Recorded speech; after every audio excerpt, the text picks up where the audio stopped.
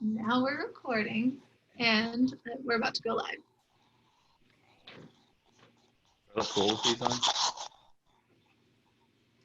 Oh, now I see, yeah. We are now live on Facebook. Hi, Facebook. Hi, Internet. Thanks for watching Hudgens Talks. My name is Kate Driscoll. I'm the Public Programs Manager for the Hudgens Center for Art and Learning, and I'll let my co-host introduce himself. My name is Ty Nicholson. I'm the Director of Studio and Facility Operations at the Hudgens Center. And today we have Rachel Nicholson, an artist and art educator with us today. And I'll let her introduce herself. Hi, you guys. Good Hello. to see everybody. Full disclosure, Ty Nicholson is my husband. So Oh my God. if you think there's some similarities there, that is why we are married. I thought we were going to play this off more low key, like I can start being like, oh, you're really cute. Coincidence. Yeah, start slipping that in like you're being really inappropriate. Yeah. I like that. Well, Yeah. next time. All right, so Rachel, can you tell people who don't know you a little bit about yourself and what it is that you do? Sure. So I've gone through a lot of different identities over the years, as we were just talking about before we started recording. But currently, one of the biggest things that is part of my identity is being an educator. So I teach at Sutton Middle School, and I am the media arts teacher there, which means that I teach 6th, 7th, and 8th graders how to do everything from graphic design, illustration, photography, animation, and then this year, some 3D printing too. So what was your background before this? Are you from an art background? Like, what's your education or work experience like? We are married. Yeah, so I'm coming from a background predominantly in ceramics. That was my forte. That's what I got both of my degrees in. The first one from Appalachian State, I got a BFA in studio art and ceramics there, up in Boone, North Carolina. And then I got a second degree from the urging of my parents to get a teaching degree in art education, just as a backup, right? And I had every bit of ambition to pursue being a full-time artist. And I did that for about 3 years before I decided to go on and get a master's degree at Georgia State University. So I was able to get my degree in 2017. I graduated with an MFA from Georgia State and started teaching in the area, also at Hudgens Art Center, teaching some amazing folks out there doing some ceramics classes. So I was really surprised when I, got the interview for the job at Sutton to do digital art and to go into what felt like a completely different track. Mm-hmm. Was that hard for you to shift that sort of, like how you mentioned before, like having different identities? Was that hard for you to switch that over? Did that affect the way you thought of your identity at all? Oh man. It's a really personal question. Yeah, those of you guys that are part of the clay community, it is a super tight-knit, amazing community. Like I just have so many amazing friends, artists, mentors from that group. So it was a little strange. I almost felt like I was wearing somebody else's pants that just didn't quite fit. I was like, I'm so used to clay. But that also comes with the whole stigma of craft and clay really much being a part of that.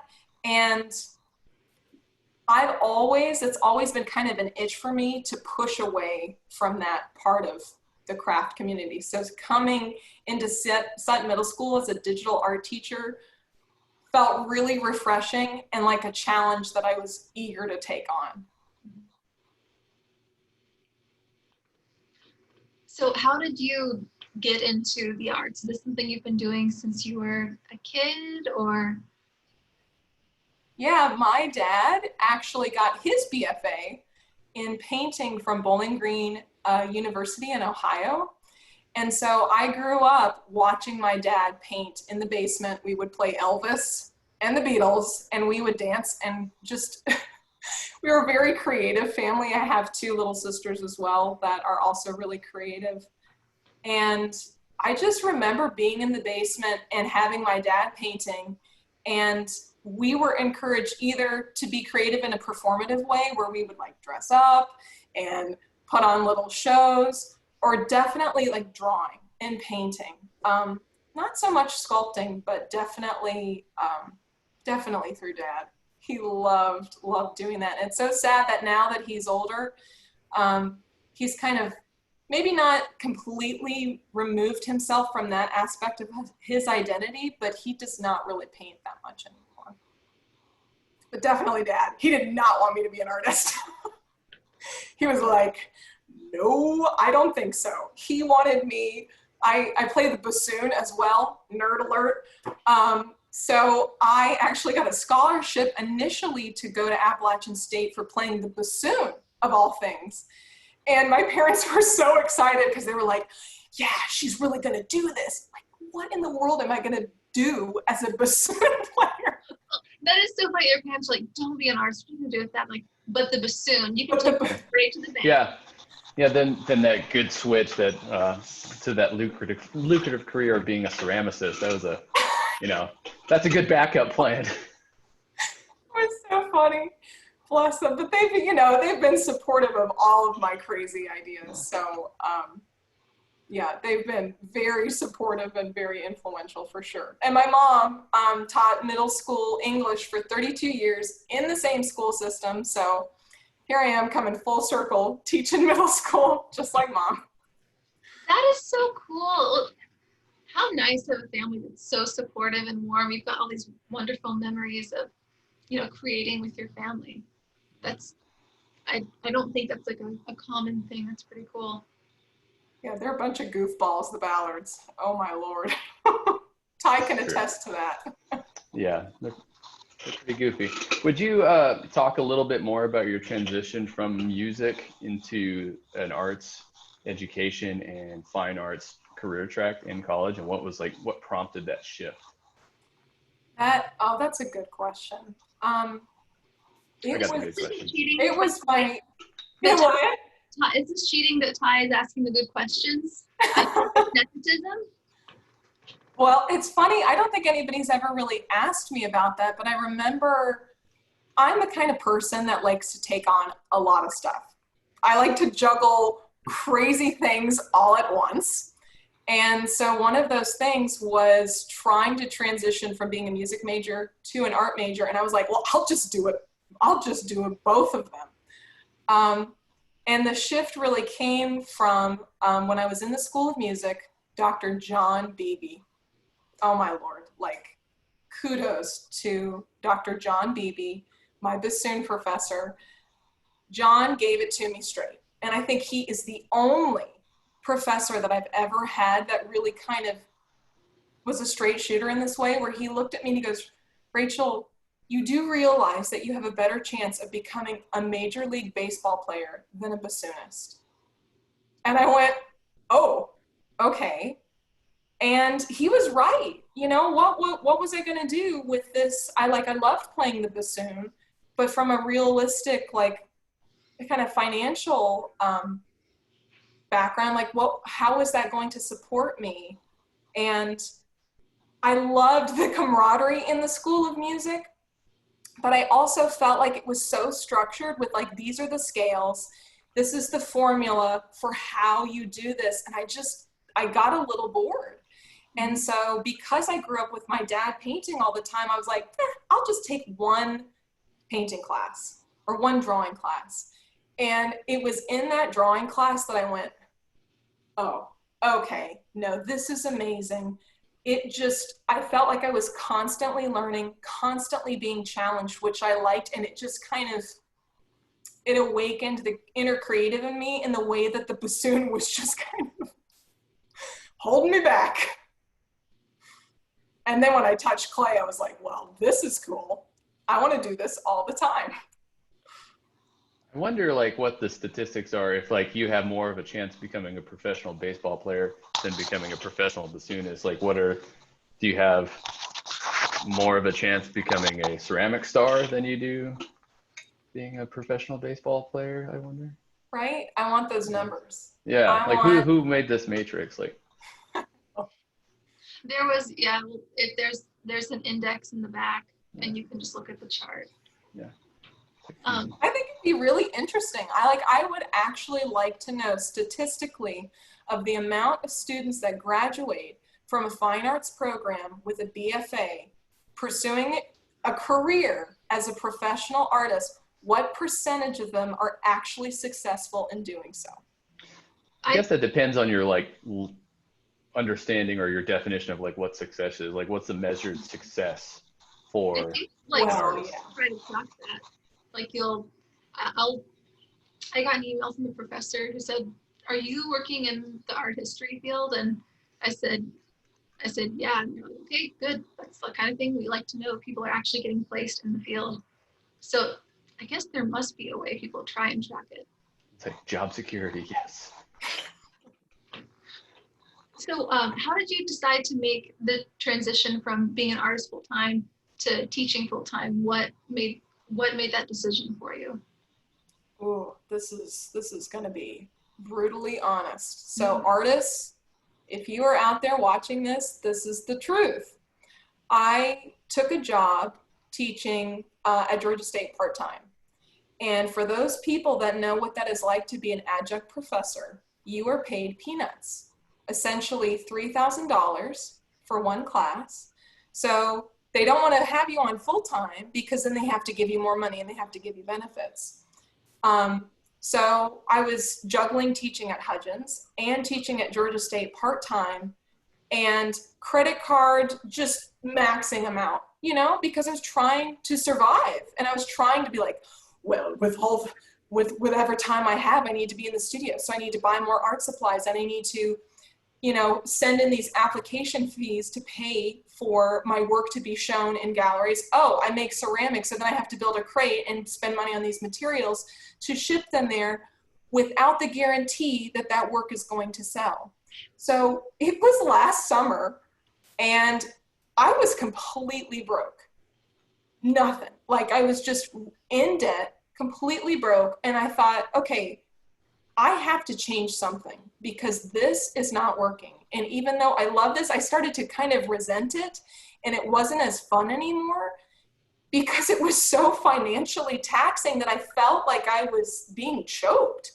So I put my name into the basket of APS to just see if I could get a teaching job because my dad told me, you better get an education degree as well, just in case. And thank God he told me to do that. And I did it because when I got the call back and I started teaching at Sutton, that has been one of the best decisions I have ever made. Like, I'm so grateful every day for that job. And especially in the age of COVID, like, hallelujah. Thank you. Thank you, Principal Johnson. Thank you, Miss Capelli. Like, this is the first time in my life that I feel like I am being financially compensated for my education and my experience. Mm-hmm. Period. I feel like those are pretty fair points. You know, there's a real there's a lot of romance around the idea of the life of an artist and the life in academia as well, and that like that for a lot of fields. And I feel like it's really easy it would be so easy to let yourself get wrapped up in that is my identity and this is who this is. And it would be really hard, I imagine, to let that go. And that's such a really brave decision. Like, I don't think everyone could make that decision that you made. So good for you. And a side point, go ahead. Oh, go ahead, Ty. I said, and a side point, it's not a Georgia State University problem by itself. It's like an entire nationwide academia problem that they found a way to exploit adjuncts, like a lot of corporations do. Like, we are gonna find ways to not pay you for your education and your time, and your skills. Yeah, and I think part of my hesitation in getting a teaching job too was feeling a very clear stigma towards art teachers from people that are studio artists. Like, I've had so many conversations now with art educators.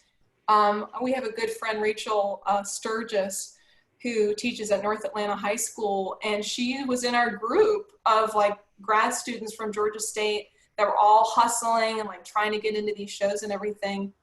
And the stigma is there.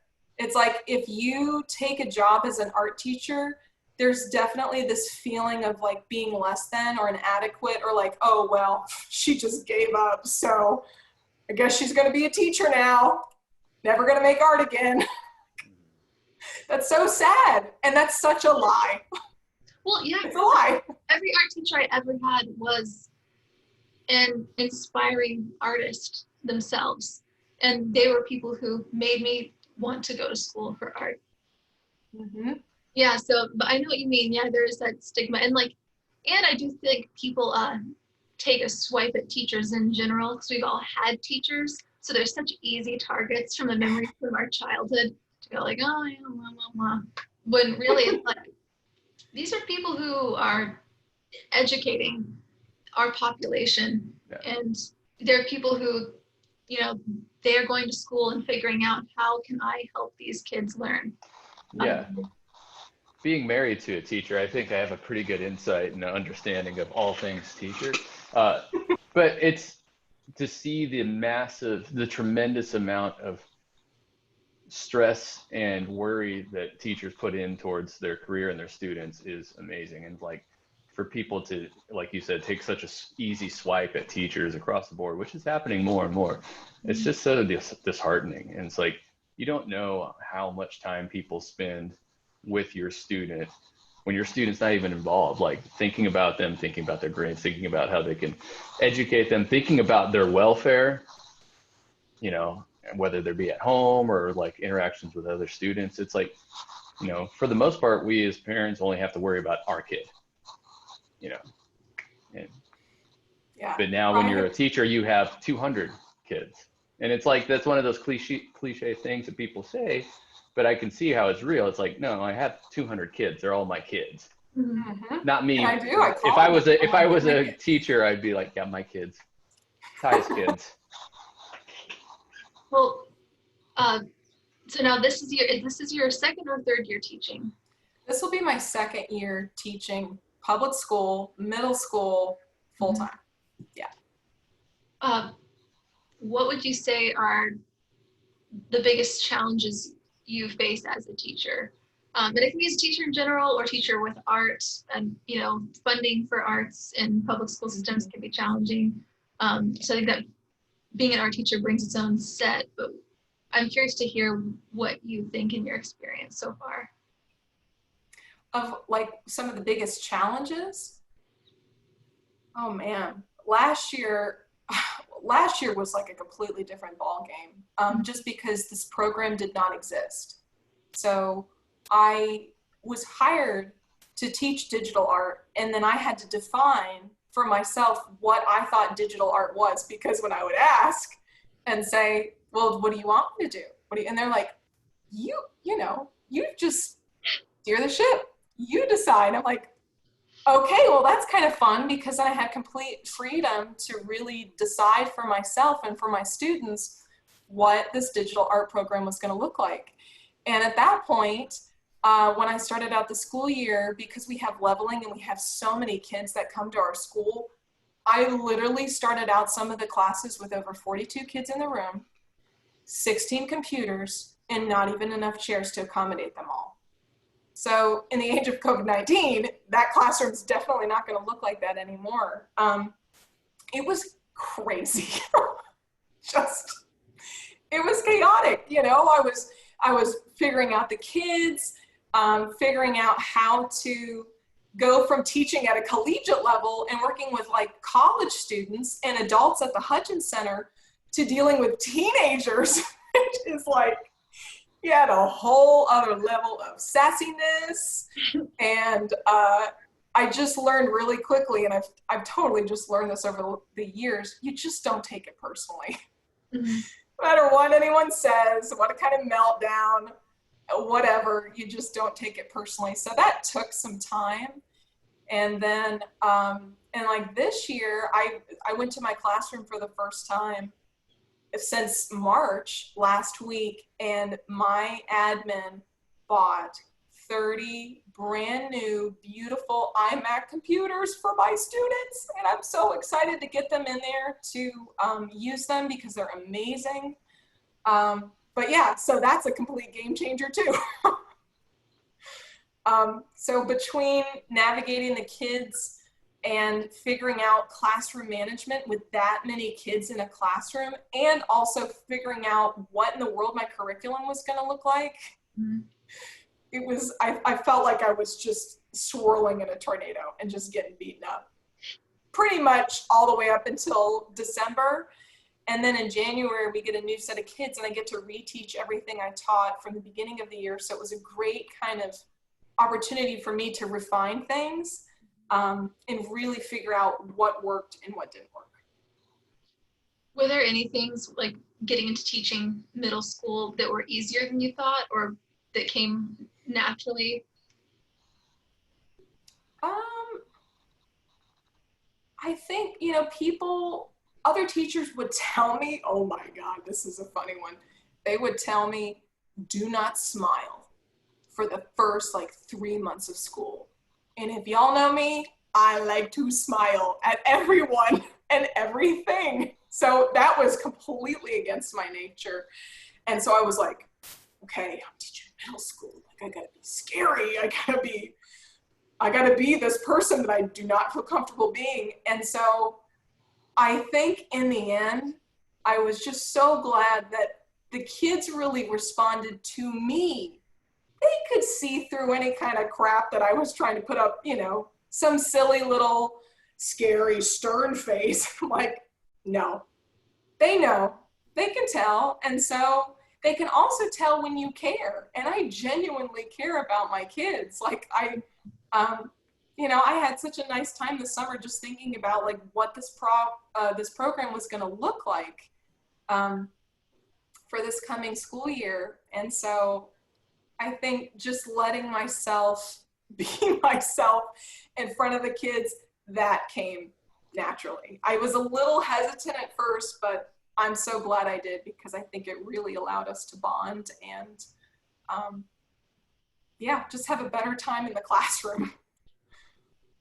That is so interesting, because middle school to me does seem like the most intimidating of the different, like, you know, elementary school, middle school, high school. Even if someone said, like, you know, included college, I'd still be like, middle school. I remember being in it, and like I can only imagine being a teacher where all of the eyes go to you. Oh, I Well, started there's a lot of things happening too in middle school, you know, to your body and your brain. You're like, why are things different? Their hearts. They don't even know. They're just in the middle of it. And then so, you know, in teaching middle school, I think I had blocked those things from my memory of my own middle school experience, and then seeing and being around the kids, I'm like, oh yeah, okay, I remember this. Like, I don't know. I remember being really cool in middle school. So it's probably, and pretty much all the time. So you know, I don't know how your experience was, but I was the funniest, coolest kid there was. And most handsome. My mother would tell me I was the cutest boy in school constantly. So clearly true. I'm having flashbacks. There's a show that just came out on Hulu called Pen 15, and it's these two adult actresses that star in the show, and they're also like the writers and producers. But it's about two best friends in middle school, and you know, I think it's 7th grade, and it's so accurate. And it brought back so many memories to me. Like, I forgot about this behavior. I forgot about this, like, socializing, testing the waters, what's acceptable, what's not. Like, so many things. Or I was thinking, like, someone on this, one of the writers must be a middle school teacher or have middle school age kids, because this is scary. You forget, and then, you know, it was so fun to see the kids, like maybe at the beginning of the year, like a 7th grader, go from coming in kind of just plain simple clothes to then like trying to be a little fancy one day, or like doing their hair differently, or wearing makeup for the first time. And they're, you know, they're trying it all out. They're trying a lot of stuff out. Some things we don't want them to do, but it's great. And I think it's a really, I feel like a warrior when I tell people that I teach middle school now. Very proud.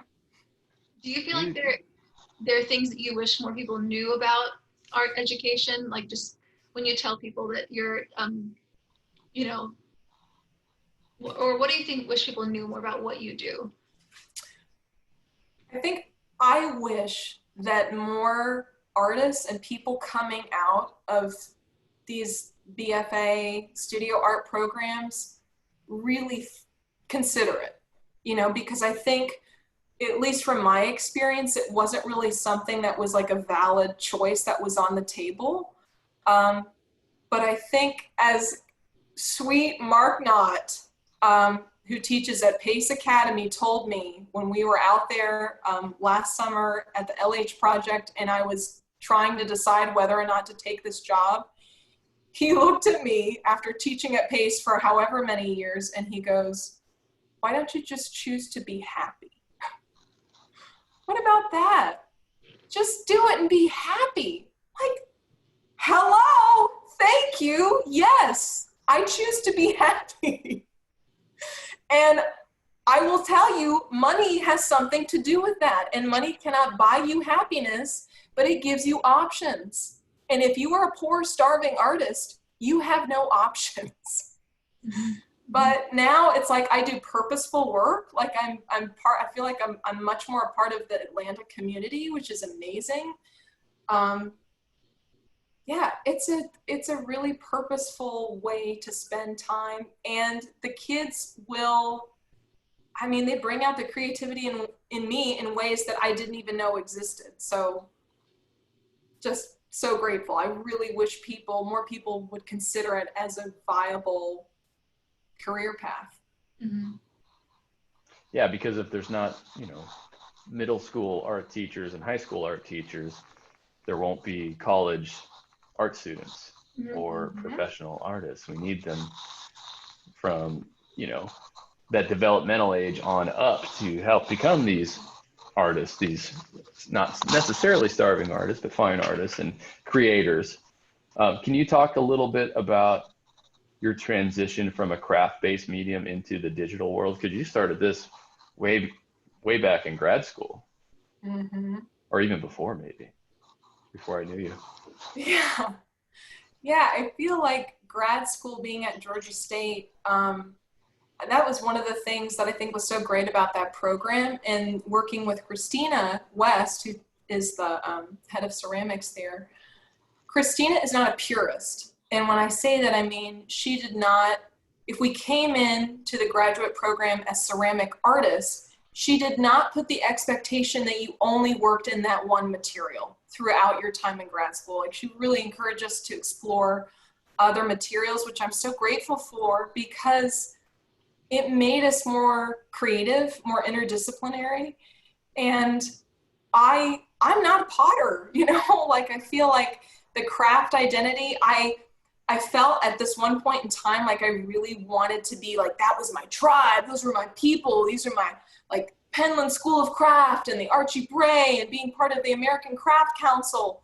Like, I really had this call to be part of it, and it just didn't, you know, it was like trying to go on these multiple dates, and then you're just like, you know, this is kind of getting weird now. Like, maybe we should just be friends, you know? And so when I was in grad school, I started doing video work. And my God, doing that alone and just making these quirky performance pieces through video and doing a little bit of photography during that time has served me incredibly well.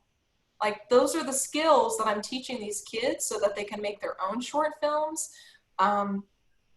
it's just, there's an edginess there that I like, where the craft, it's, clay will collect dust, and I kind of feel that dust settling a little bit, you know, just a little for me.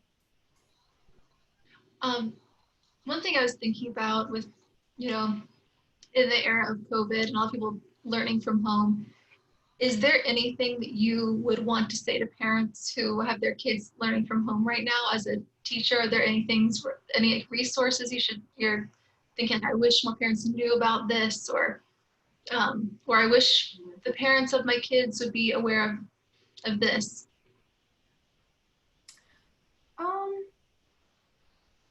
And I'm just coming out of 3 weeks of pre-planning, like we did our runway to learning this week, where I got to meet with my students for 2 days this week, which was so nice.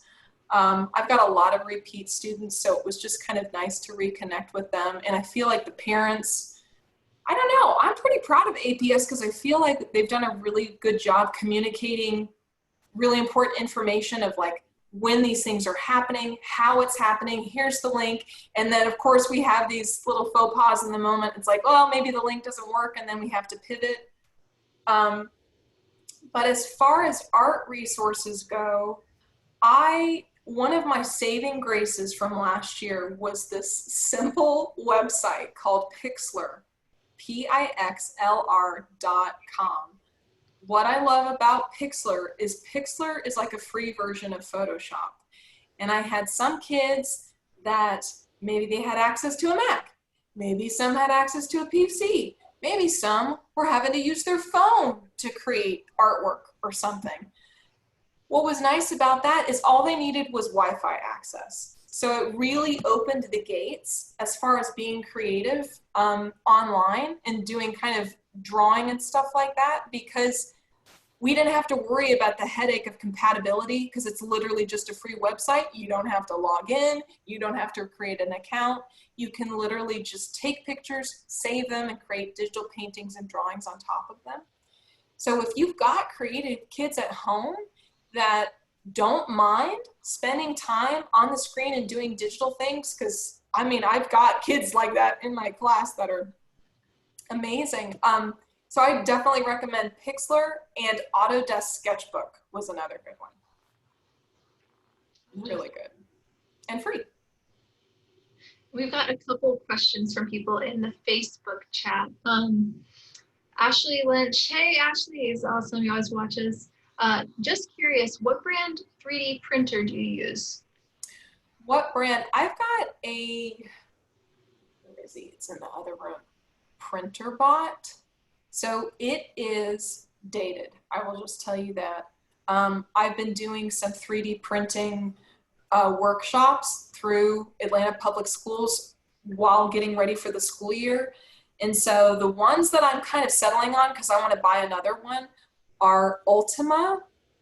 I'm trying to remember. Ultima's kind of on the expensive side, but it sounds like that one is a little bit easier to work with. Like it's not going to be as glitchy. I'm trying to remember the name of the other one that's a little bit cheaper. It's not MakerBot. I'll have to, sorry, there's Auto. It's not MakerBot. MakerBot's pretty. I could tell you guys. Sorry, Ashley. And Ty, were you going to say something? No, I was just saying it's not MakerBot. MakerBot's a fairly inexpensive one. Yeah, you know, some of the 3D printing teachers that were leading our PLs over these, during this past week, they were like, don't do MakerBot. It's so glitchy, and it will, even though it's got the brand recognition, like when I think of 3D printers, I was like, oh, well, MakerBot, I recognize that. They said, don't do it. It'll break. They've had a lot of problems with them breaking pretty quickly. I guess it's a bad time to shout out to our sponsor, MakerBot. Yeah, might want to edit that one out and put whatever their competitor is. Yeah. Erin Ursula Bohm. I'm sorry, Erin, if I just butchered your last name, but it looks pretty. Erin. Did you have a specific reason for choosing the middle school level? I didn't. I really wanted to teach at the high school level because I was like, I like working with I liked working with the college students because I felt like they were at a level where we could really kind of take things pretty seriously and kind of get into a more entrepreneurial approach to art making. So I took the job at the middle school because I was offered the job at the middle school. And I was a little scared. I was a little scared to work with these guys because we all remember being teenagers, and that's a really formative time. But I'm so glad I did, because what's nice about middle schoolers is they are still really curious, and especially my sixth graders are so sweet. They're fun. I like the challenge there. Where with high school, they're kind of like, they're a little bit more behaved. But middle school, you never know what's going to happen. You never know what you're going to get. Keeps it interesting. Keeps you young. No, I keep hearing you say that you just like challenges. Like, I do. That seems like that's the through line I keep picking out from what you're saying. But I love it. I'm a little obsessed, I think. I also became a real estate agent over the summer. So, instead of like relaxing and staying at home and snuggling with the cat, I was like, no, I'm going to throw myself into this other opportunity to challenge myself, to change my identity again, because I want more, I want more opportunities. Yeah, I think it's just wired in my brain. We also have a couple of, not so much questions, but comments about what you've been saying. Aaron, again, also says, thank you for your honesty, Rachel, about what you were saying about the teaching path. Art Clay says, BFA music theater major here. I'm assuming at GSU. And he says, I hear you. And he says, also go Panthers. Yes. Yeah. We had a lot of Panther love here, which is good because it is a great school for sure. I was going to say all three of us, right? Georgia State. Yeah. Yep. And some of our viewers out there in digital TV land. And LaDonna says, sadly, all teachers are underappreciated. Thank you for what you said. Absolutely. I feel like every decision that's led me to this moment now is because of the teachers that I've had in my life, from my parents to people that I had in the classroom, Dr. Beebe, Craig Brennan, Christina West, all of you guys. Yeah, they're so influential that you spend so much time with them when you're growing up, like even the bad ones you learn stuff from. Like, whoo, I know what not to do in the classroom. Aaron also said, any recommendations for pursuing a career as an art educator in Georgia with a BFA but not an education degree? Oh, this is such a good question. So I've been trying to figure this out because I know there are other people out there like me that have, like, maybe they went on the studio art path and they just have the BFA and they're like, okay, well, now I want to teach. So there are alternative pathways to becoming a teacher in the state of Georgia, and that goes throughout the United States. It's just figuring out all the little hoops that you have to jump through in order to get certified. So it's like you don't necessarily have to go back to school and get another degree, but it's literally a matter of taking like a standardized test. And of course, with COVID, they stopped or halted the testing. So I'm not sure what the status is on that now, but like my friend Emily Nickel, she got her MFA at the same time I did, and we knew each other from going to clay conferences and everything, and she really hustled, and she was pursuing going to all these different residencies, and she was doing really well. And then Emily and I had a really frank conversation back in February. She was like, I don't know what to do. I've done all the things that I thought I was supposed to do coming out of an MFA program, and now I'm broke. I'm away from my husband. He lives over in this state. I currently live in this state to work on my art. She's like, I think I want to become a teacher. And so I'm so happy to say that Emily is actually going to be teaching high school art in Indiana now this year, and she's so excited. And I know she's going to be great. She chose happiness and money. Yay! Happiness and money. Well, it's happiness within a field that you're, happiness within a field that you're already geared for and you're already pursuing. And it's just in a different, it's not the prescribed path for some people. Like, oh, you got to go to residency, you got to be poor, you got to do this. Like, nah, I'm going to make some money and still be creative and spend my time being useful. Which is not to say you're not useful if you don't become a teacher. But it's so funny as like a counter narrative, because I feel like the narrative most people are familiar with is you're bucking the system by being an artist and going against the grain and not becoming a lawyer or a doctor. Or our parents probably would have. That's what the system wants you to think. But then there's a counter to that, or we're bucking the artist narrative, and we're like, I'm sick of being constrained by this. I think moral of the story, people don't like being told what to do. Yeah. I'm definitely right there. There. Yep. Yeah. I like it. Well, all right. We have taken up a lot of Rachel's time. Rachel, thank you so much for doing this. Oh, thank you guys for asking me. It was awesome. It's always really, I mean, outside of this, but whenever I talk to you, I always feel like it's just, you always say something to me that I think about for like a week afterwards. It was a really interesting conversation. Yeah, thank you guys so much. I miss seeing everybody over at Hudgens. I had such a good time in those ceramic studios. So kudos to all my Hudgens clay people out there. All right, goodbye, Facebook. Thank you guys for watching. Tune in next week. We'll be talking with Ellie Dent, our SMART program director. Oh, I love Ellie.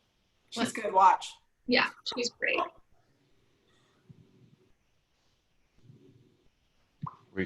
Bye. I think we're off Facebook. Okay, bye.